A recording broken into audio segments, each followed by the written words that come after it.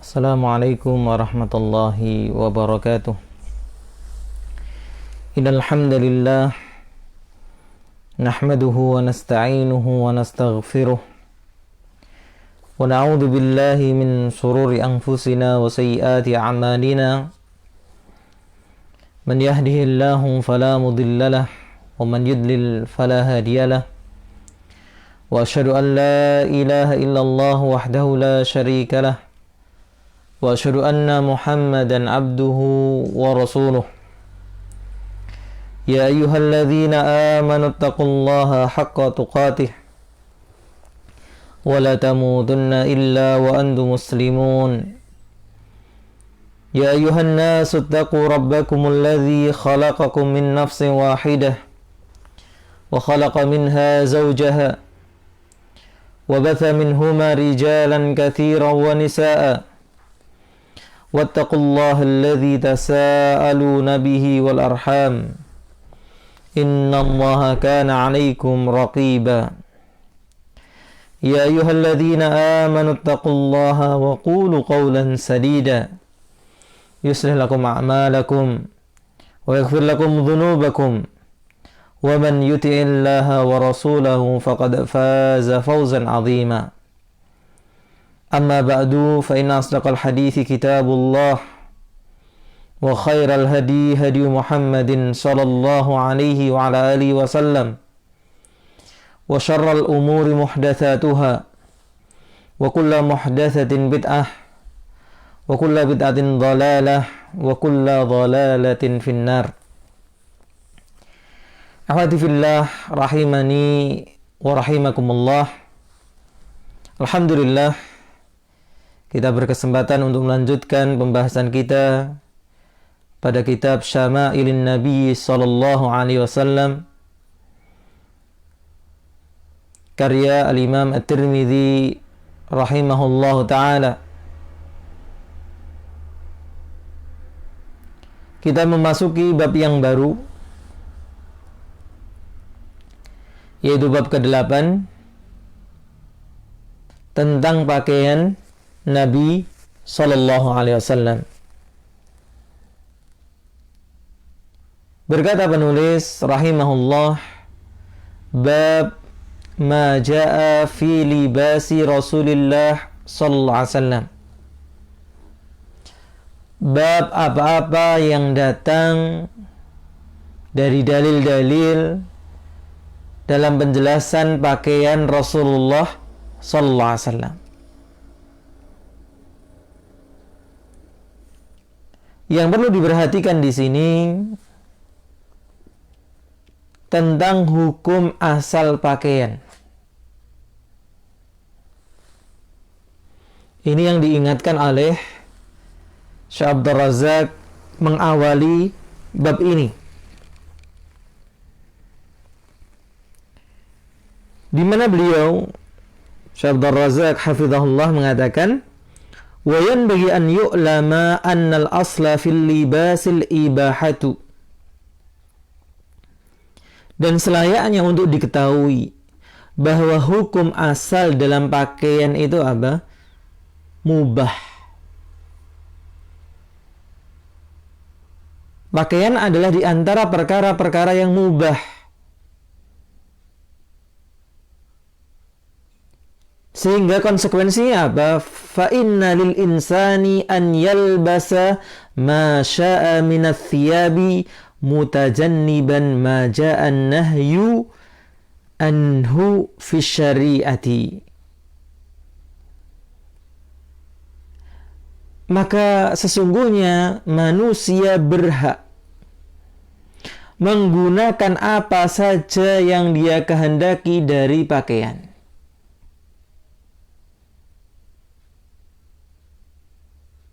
Jadi pakaian itu Islam tidak mengajarkan model tertentu, bahan tertentu, warna tertentu, seperti kadang diyakini oleh sebagian kita. Nah, ternyata ini pandangan yang tidak tepat. Islam memberikan kebebasan untuk kita menggunakan pakaian yang mana saja yang kita suka. Dengan catatan apa? Mutajanniban ma ja'an nahyu anhu fis syariati. Dengan menjauhi apa-apa yang dilarang dalam pakaian. Sesuai dengan apa? Syariat.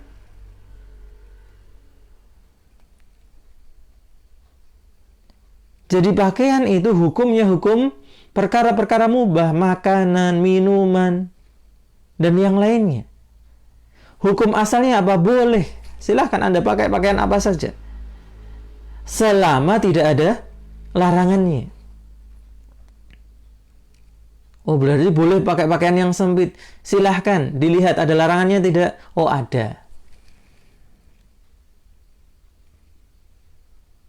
Bagi perempuan secara khusus maupun bagi laki-laki. Pakaian yang membentuk apa? Tubuh, khususnya kalau laki-laki digunakan untuk sholat. Berarti tidak boleh dikenakan, tidak boleh dipakai.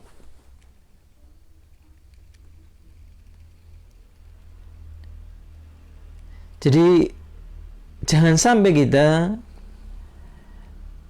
menyunahkan sesuatu, mensyariatkan sesuatu, padahal itu bukan perkara yang sunnah, bukan perkara yang syariat.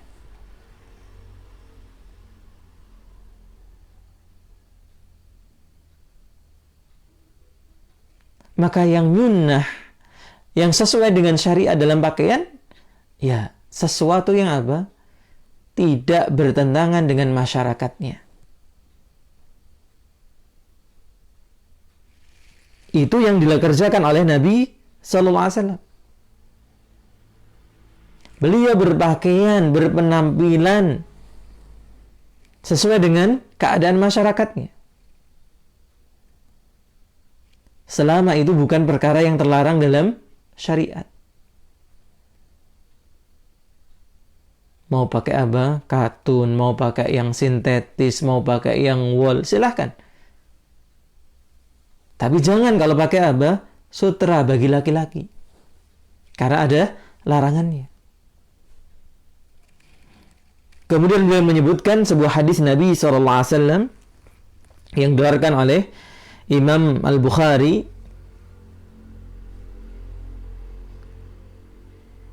di mana Nabi SAW mengatakan, dikeluarkan secara muallaq gitu ya, yang tanpa menyebutkan sanadnya dalam Kitabul Libas, qala kulu washrabu walbasu wa tasaddaqu min ghairi israfin wala makhilah.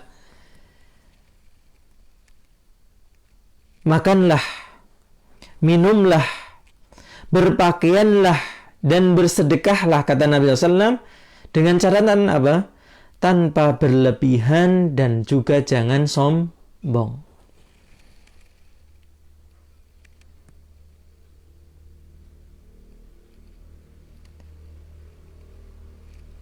Waja'a an Ibnu Abbas radhiyallahu anhuma annahu qala kul ma syi'ta walbas ma syi'ta ma ahta'atka ithnatan sarafun wa makhilatun. Menjelaskan hadis di atas, berkata sahabat Abdullah bin Abbas apa itu? Makan sesukamu, silahkan makan sesukamu. Berpakaian sesukamu, silahkan. Selama apa? Kamu menghindari dua hal. Atau engkau terhindarkan dari dua hal. Apa itu? Berlebihan dan sombong.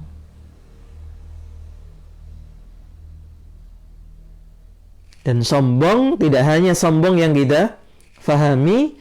Sombong dijelaskan oleh Nabi SAW apa? Batarul haq wa ghamtun nas, menolak kebenaran dan merendahkan manusia. Jadi bagian dari sombong juga kalau syariat ini sudah menetapkan satu ketetapan dalam pakaian, melarang sesuatu, kemudian kita apa? Ngeyel. Nah, ini termasuk sombong. Oh, saya pakai pakaian mahal ini nggak sombong kok. Tapi misalnya apa? Dicontohkan oleh Syekh Abdul Razak di sini tentang larangan isbal. Oh, saya nggak sombong, nggak pamer. Iya, tapi syariat menetapkan apa? Oh, nggak boleh bagi laki-laki untuk isbal. Maka sikap menolak syariat ini sudah apa? Bentuk kesombongan.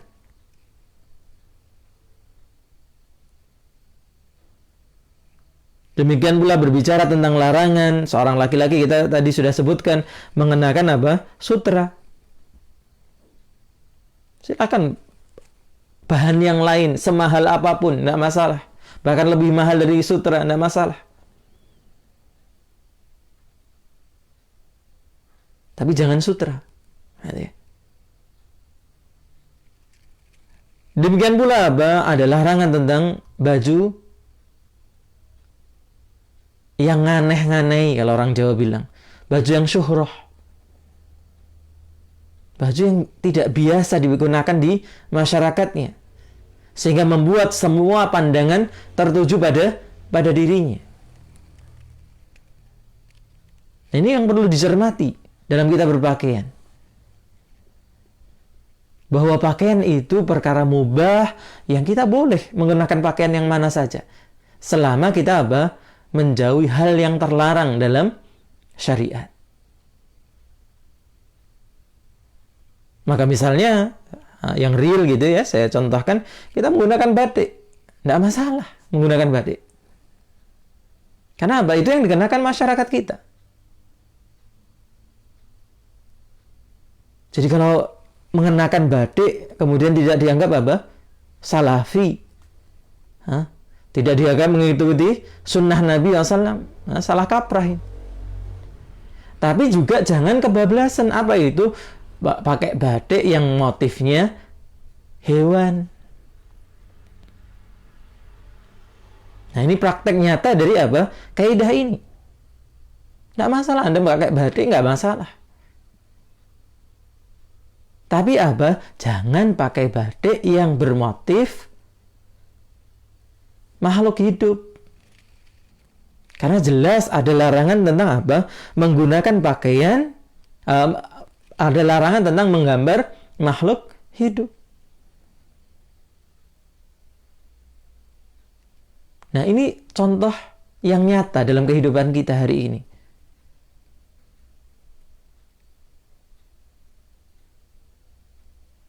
Maka pakaian adalah apa? Perkara yang mubah.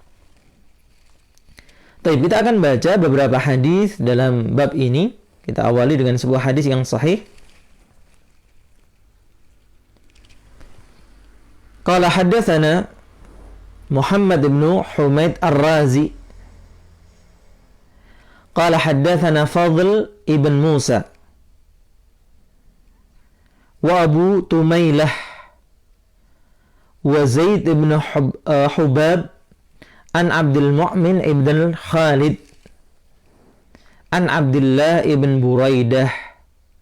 An Ummi Salamah radhiyallahu anha. Ummu Salamah, Ummul Mukminin, istri dari Rasulullah SAW, menceritakan qalat, kana ahabbus thiyabi ila Rasulillah sallallahu alaihi wasallam al-qamis.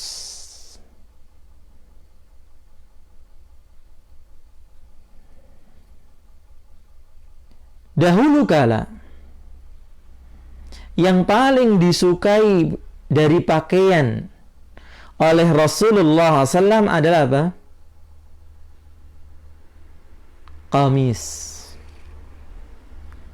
Silakan dibuka di kamus. Apa itu artinya qamis?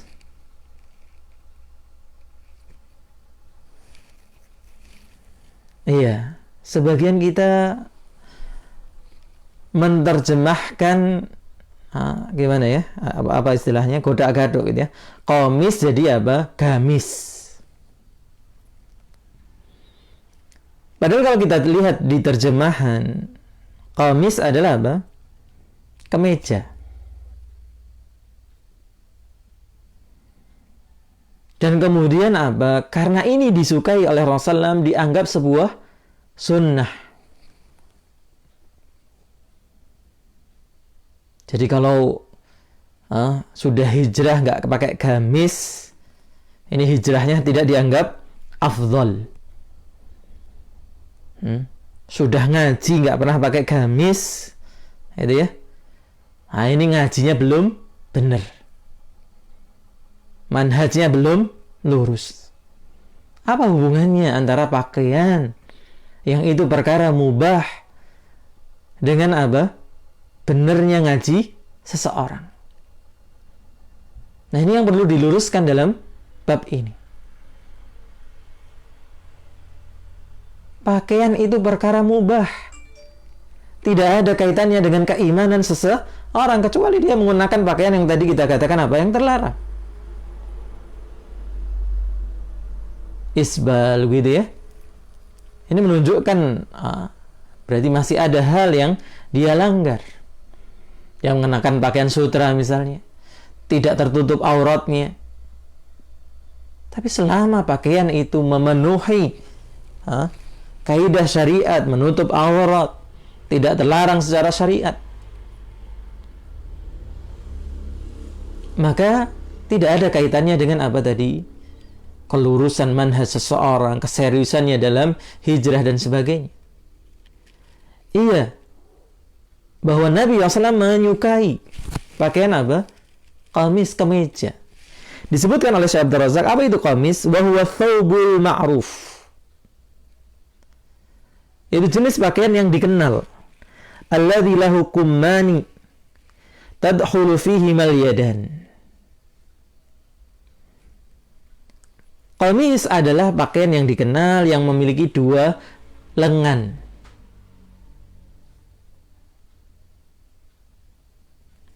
Yang masuk kepadanya apa? Kedua tangan. Walahu jaybun yadkhulu fihi al-unuq, dan memiliki apa? Belahan di tengahnya untuk masuk kepala, untuk tempat leher, begitu ya. Jadi ya kalau kita katakan sekarang apa? Kemeja, gitu ya. Ataupun kaos yang berlengan, itu pun masuk dalam qamis.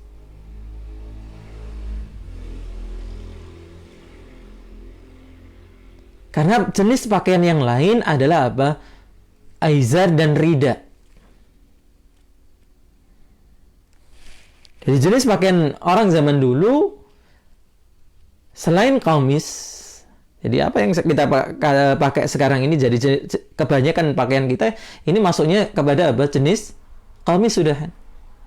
Ada lengannya, ada belahan untuk kita masuk kepala.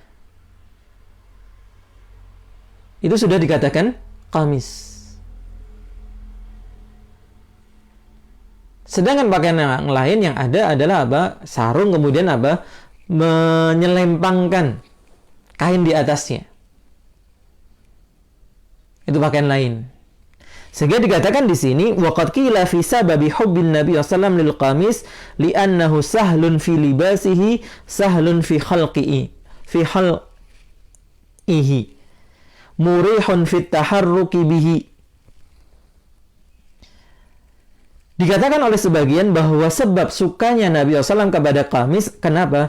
Karena gamis, kalau kita menggunakan tadi kemeja itu mudah digunakan, mudah dilepas, dan nyaman ketika dipakai karena mudah bergerak.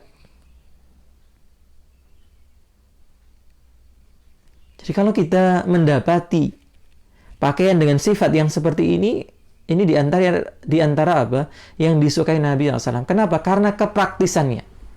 Dipakainya mudah, dilepasnya mudah, kemudian buat bergerak itu apa? Nyaman.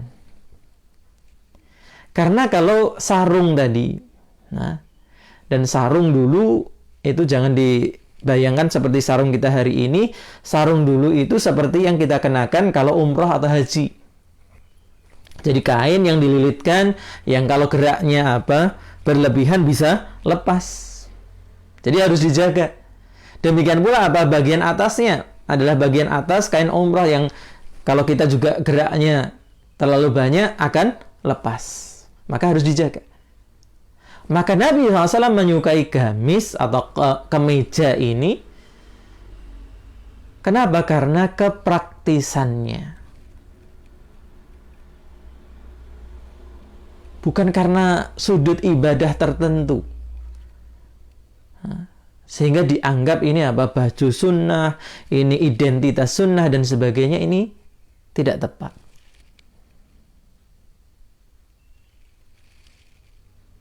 Maka perlu dicermati dalam hal-hal yang seperti ini. Jangan sampai perkara yang mubah kemudian kita anggap menjadi sesuatu yang sunnah, padahal tidak demikian. Kemudian hadis yang kedua menegaskan hal ini. Qala haddatsana Ali bin Hujr qala haddatsana Fadl ibn Musa an Abdul Mu'min ibn Khalid an Abdullah ibn Buraidah an Ummi Salamah qalat kana ahabbu thiyabi ila Rasulillah sallam al-qamis. Ini hanya beda jalur periwayatan begitu ya. Yang ujungnya sama kepada Ummu Salamah yang menyatakan bahwa pakaian yang paling disukai Nabi SAW adalah kemeja. Kemudian dalam jalur yang lain masih dari Ummu Salamah dikatakan hal yang sama. Qala haddatsana Ziyad ibn Ayyub al-Baghdadi qala haddatsana Abu Tumailah an Abdul Mu'min ibn Khalid an Abdullah ibn Buraidah an ummihi an Ummi Salamah qalat kana ahabbu thiyabi ila Rasulillah sallam yalbasuhu al-qamisa. Nah, di sini ada tambahan yang dikenakan oleh beliau. Dahulu kala pakaian yang paling beliau sukai, yang beliau kenakan adalah kemeja. Kemudian hadis berikutnya menjelaskan tentang lebih detail tentang pakaian tadi. Qala haddatsana Abdullah ibn Muhammad ibn Hajjaj. Qala haddatsana Mu'ad ibn Hisham. Qala haddatsani abi an Budail yakni ibnu Maisarah al-Uqaili an Syahr ibn Hawshab an Asma binti Yazid qalat radhiyallahu anha. Asma binti Yazid bercerita, kana kummu qamisi Rasulullah sallam ila ruzghi. Dahulu kala lengan baju Rasulullah sallam itu sampai ke pergelangan tangannya. Sampai di sini artinya apa? Tidak melebihi.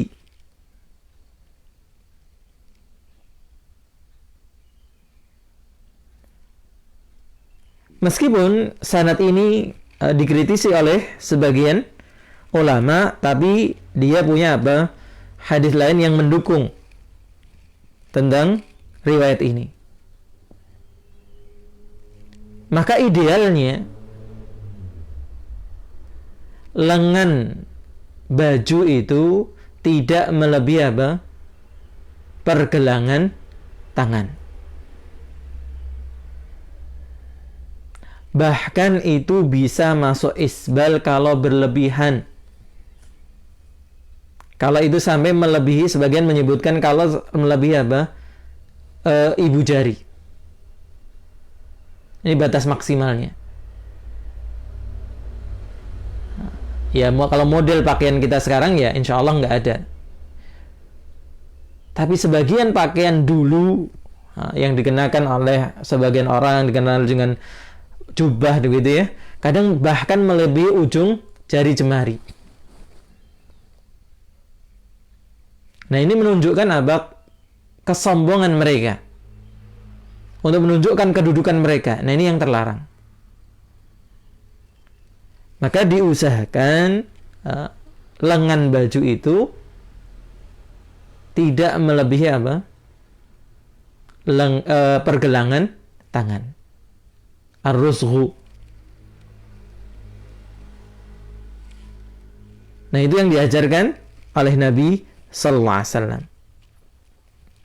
Dan ini ada aturannya kalau ini, gitu ya.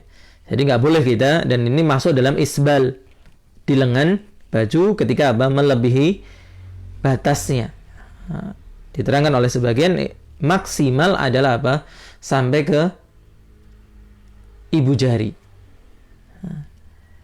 Jadi kalau dari pergelangan tangan lebih sedikit gitu ya. Kadang kita beli baju itu kan nggak mesti pas untuk panjang lengannya. Maka kalau bisa dipotong, dipotong. Tapi kadang sebagian baju itu kan ada motifnya dan sebagainya. Maka jangan melebihi dari ibu jari. Hadis berikutnya. Nah, di sini juga ada faedah. Ini juga kadang disalahfahami oleh sebagian. Qala haddatsana Abu Ammar Al-Husain ibn Huraits. Qala haddatsana Abu Nuaim. Qala haddatsana Zuhair an Urwah bin Abdullah bin Qushair an Muawiyah ibn Qurrah an abihi radhiyallahu anhu. Yaitu Qurrah bercerita radhiyallahu anhu, qala ataitu Rasulullah SAW fi rahtin min Muzainah linubayi'ahu. Ataitu, aku mendatangi Rasulullah SAW fi rahtin. Rahat itu jamaah kecil, kelompok kecil, min Muzainah, dari marga, dari suku Muzainah. Kadang kita mendengar Al-Muzani.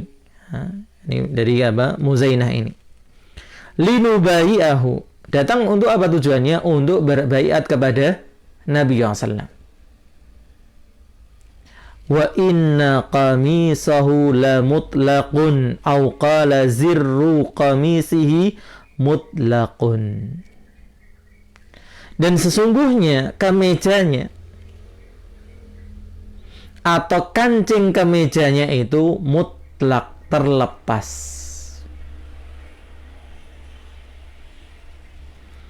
Qala fa'adhaltu yadi fi jaybi qamisihi famasastu al-khatama. Kemudian aku memasukkan tanganku ke bagian belahan bajunya. Itu tentunya bukan yang depan tapi yang belakang, artinya di belakang kepala beliau, sampai aku menyentuh stempel kenabian.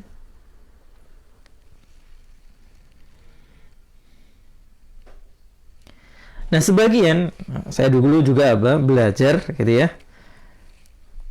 Ada yang mengatakan dari sebagian bahwa di antara sunnah mengenakan pakaian itu kancing baju atas dilepas.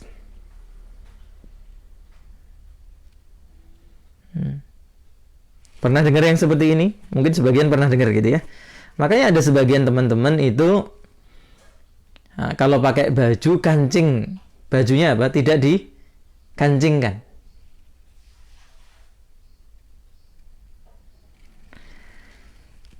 Maka dikatakan oleh Syekh Abdul Razak di sini, ighlaqu zirril qamisi huwal aslu. Mengkancingkan baju itu hukum asal. Hukum asalnya apa? Kalau kita mengenakan pakaian atau kemeja berkancing, ya dikancingkan kancingnya. Wa idza kana hunaka hajatun li itlaqihi utlik. Dan kalau di sana ada kebutuhan untuk membukanya, ya nggak apa-apa dibuka. Misalnya kancing itu terlalu sempit, gitu ya. Kadang kita beli baju, ketika dikenakan kancing yang paling atas ini terlalu orang Jawa bilang neket, gitu ya. Terlalu sempit sehingga tidak nyaman di leher. Ya nggak apa-apa. Kalau itu memang keadaannya demikian. Atau cuaca sedang panas, gitu ya. Kita buka kancing atas supaya sirkulasi udara lebih nyaman. Ini tidak masalah seperti itu. Ada hajat, ada kebutuhan. Tapi hukum asalnya apa? Kancing baju ini dikancingkan. Wa kaunu ba'dhin nasi yatasannanu bi itlaqihi fa hadza la yu'rafu lahu dalilun wadihun ala masyru'iyyatihi. Ya ternyata bukan hanya di sini. Ini ya. Dan keadaan sebagian orang yang mensunnahkan melepaskan kancing baju tadi, maka ini tidak dikenal dalil yang gamblang yang menjelaskannya tentang disyariatkan melepas kancing baju tadi. Wa hadzal hadits la yadullu ala dzalika la min qarib wala ba'id. Dan hadis ini tidak menunjukkan sunnahnya melepas kancing baju tadi, mau dekat maupun jauh. Ya. Dilihat dari dekat maupun dilihat dari jauh, dalil ini enggak menunjukkan seperti itu. Li'annahu la yu'lamu hal fatahahu ta'abbudan wa tasannunan aw annahu fatahahu li gharadin minal aghrad. Karena tidak dijelaskan dalam hadis ini kenapa Nabi SAW membuka kancing bajunya.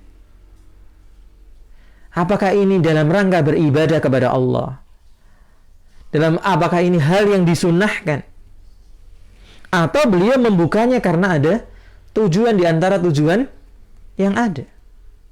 Mungkin karena li syiddatil har atau li hararatin fis sadr. Mungkin karena sangat panas cuacanya, atau mungkin di dadanya juga sedang demam panas, atau yang seperti itu. Balilladzi yaghlibu 'ala dhanni annahu lam yaf'alhu tasannunan. Tapi dugaan kuat beliau mengerjakan itu bukan karena sesuatu yang disunnahkan. Apa alasannya Syekh Abdul Razak ini bukan sunnah? Li'annahu law kana hadza minas sunnati lam yuj'aliz zirru aslan. Kalau memang sunnahnya membuka bagian atas dada, bagian belahan dada yang atas, itu ya nggak perlu dikasih kancing. Ini perbuatan sia-sia gitu ya. Baju dikasih kancing, kemudian nggak perlu dikancingkan. Ini kan berarti sia-sia. Buat apa dikasih kancing kalau kemudian sebaiknya tidak dikancingkan. Fama faidatuhu idza kana la yazurru. Kalau begitu apa gunanya? Kalau memang tidak perlu dikancingkan. Maka ini perlu diperhatikan, gitu ya. Dalam pakaian ini kadang ada keyakinan-keyakinan yang diyakini oleh sebagian padahal tidak ada dalilnya.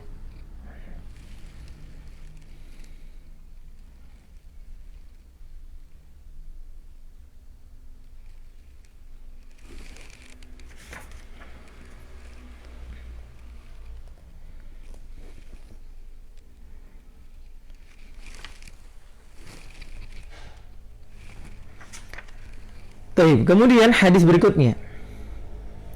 Qala haddatsana Abd ibn Humaid. Qala haddatsana Muhammad ibn Fadl. Qala haddatsana Hammad ibn Salamah. An Habib ibn Syahid. An Al-Hasan. An Anas ibn Malik radhiyallahu anhu. Anas ibn Malik radhiyallahu anhu bercerita, anna Nabiy sallallahu alaihi wasallam kharaja wa huwa yattaki'u ala Usamah ibn Zaid. Diceritakan bahwa Nabi SAW suatu ketika keluar hendak mengerjakan salat, beliau bersandar berpegangan kepada siapa? Usamah ibn Zaid. Alaihi thawbun qidriyun qad tawassaha bihi fasalla bihim. Alaihi, di atas beliau, artinya beliau mengenakan thawbun qidri. Apa itu thawbun qidri? Disebutkan oleh Syekh Abdul Razak, al-qidri huwa naw'un minal burudil yamaniyah. Jenis katun yang ditenun di Yaman.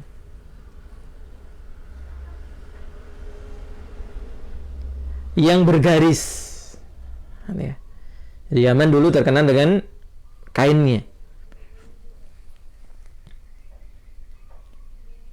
Qad tawassaha bihi. Thawb itu, kalau baju, dikatakan sekarang thawb itu apa? Ini baju. Thawb itu adalah kain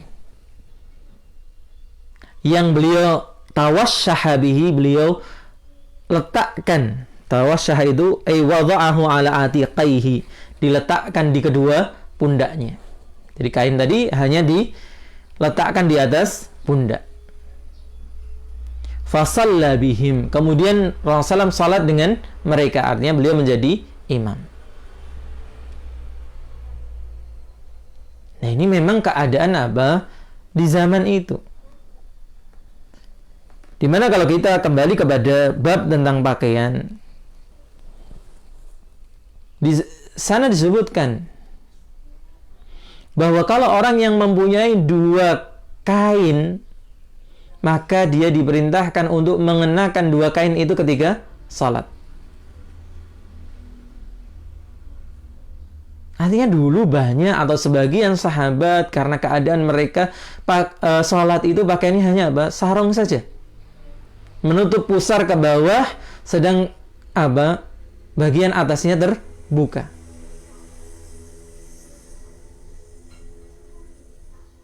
Sedangkan yang mempunyai dua potong kain, mereka menyelendangkan, mengenakannya di atas, ditutup begitu saja. Ini yang kita sebutkan tadi. Ini jenis pakaian lain selain pakaian apa? Kemeja, yang bisa dipakai seperti kita sekarang. Dan tidak mengapa, karena itu pakaian di zaman itu. Tapi kalau kita sekarang, gitu ya, dengan kemudahan yang Allah berikan kepada kita, ada berbagai jenis kemeja digunakan, kemudian hanya pakai apa? Sarung di bawah, terus kain selendang diselendangkan, ya ini baju syuhrah.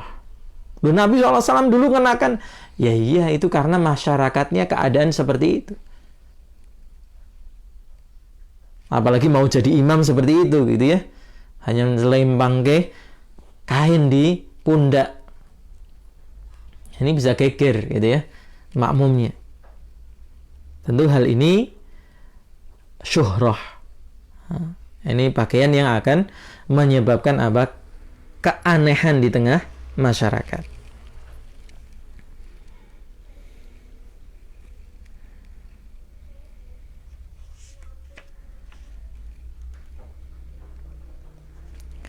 Kemudian hadis berikutnya, qala haddatsana Suwaid ibn Nasr, qala haddatsana Abdullah ibn Mubarak an Sa'id ibn Iyas al-Jurairi an Abi Nadrah an Abi Sa'id al-Khudri radhiyallahu anhu qala kana Rasulullah sallam idza istajadda thawban sammahu bismihi imamatan aw qamisan aw ridaan.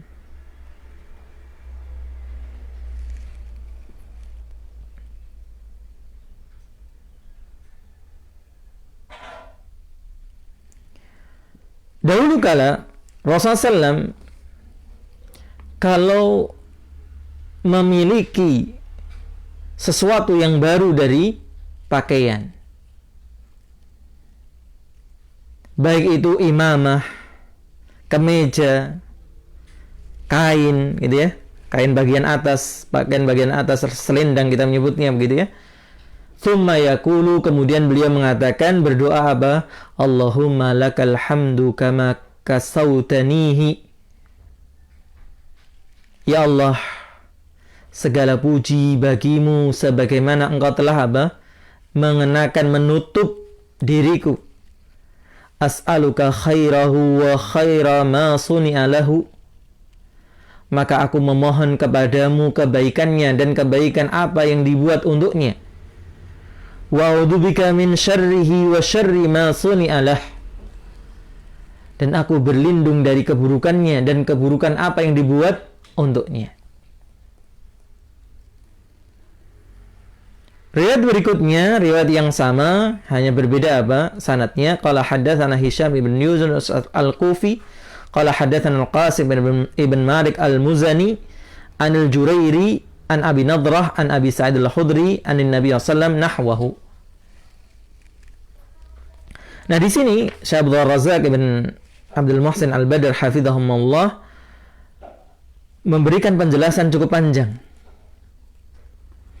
Yang intinya adalah supaya kita tidak lupa bersyukur kepada Allah. Setiap kali kenikmatan-kenikmatan itu datang kepada kita. Karena pada hakikatnya setiap kebaikan datang karena Allah Subhanahu wa ta'ala. Kemudian yang kedua, kita mohon kepada Allah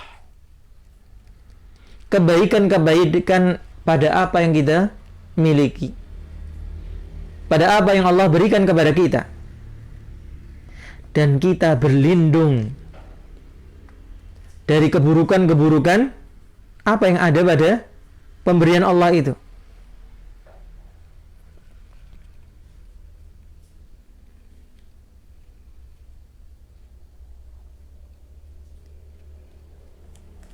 Dan beliau menambahkan juga faedah cerita yang disampaikan Abu Sa'id al-Khudri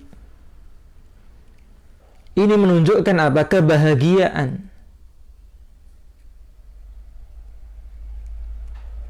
yang tersirat pada seseorang kepada saudaranya, sehingga itu sesuatu yang diingat terus.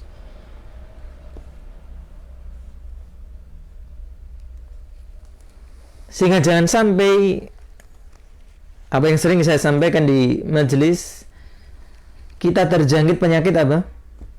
SOS. Senang orang lain susah, susah orang lain senang.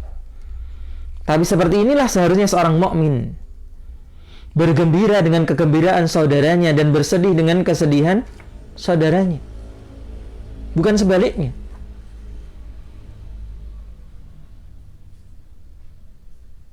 Maka para sahabat satu dengan yang lain, khususnya dengan Rasulullah SAW, melihat kegembiraan Nabi SAW dengan imamahnya yang baru, dengan kemejanya yang baru, di mana kemudian beliau berdoa di saat apa hal-hal yang baru itu datang, mereka mengingatnya karena ini sebuah kebahagiaan yang juga mereka rasakan.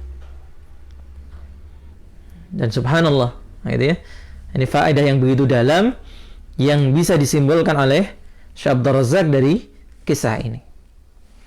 Wallahu alam, ini yang bisa kita sampaikan di kesempatan pagi hari ini.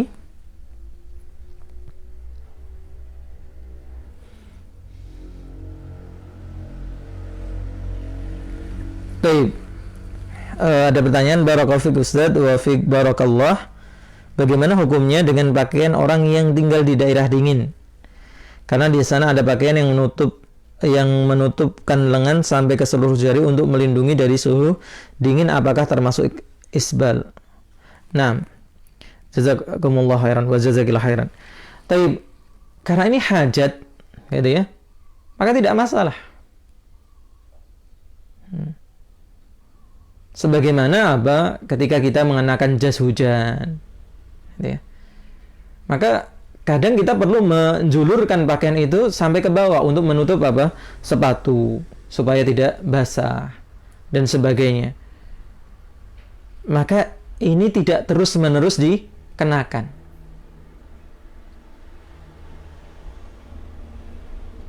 Maka karena adanya apa? Hajat tadi,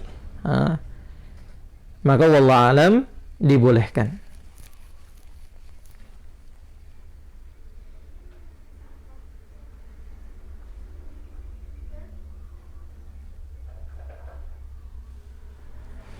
Ini yang bisa kita bacakan, diskusikan di pagi hari ini. Semoga bermanfaat. Kurang dan lebihnya saya mohon maaf. Subhanakallahumma wa bihamdika asyhadu an la ilaha illa anta astaghfiruka wa atubu ilaik. Assalamualaikum warahmatullahi wabarakatuh.